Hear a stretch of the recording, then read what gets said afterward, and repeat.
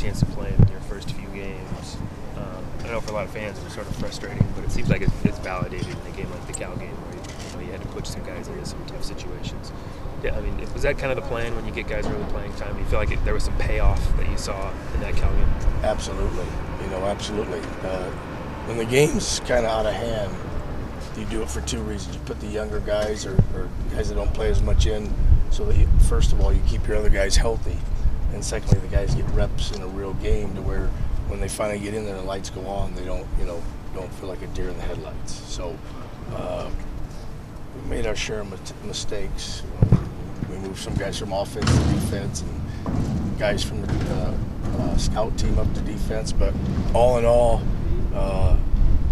they only scored 17 points, so that was good. Are there guys, I know you're proud of all your guys, are there guys in particular that it was like, man, you had to put them in some tough spots in that Cal game? I'll tell you what, every one of those freshmen. When you talk about, at one time, you look out there and you have Balducci, Buckner, and Armstead in there in the front. And Christian Frentz isn't a freshman, but he's in there also.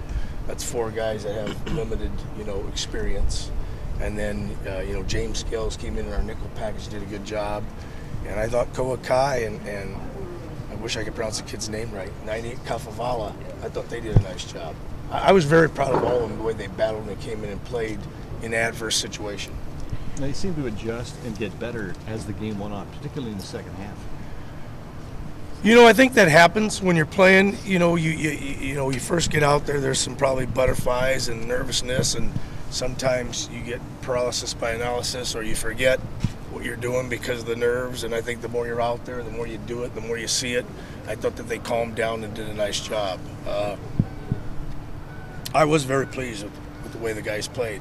Very pleased. There was a lot of, and I'm not making excuses. You guys know me better than that. A lot of young puppies out there, and we held up and our offense got it going and we won the game. I thought a key play was the turnover right after we scored, and Bo gets a pick, and then things started to go our way. And also when you only give up 3 when we get a 7, those kinds of things were big.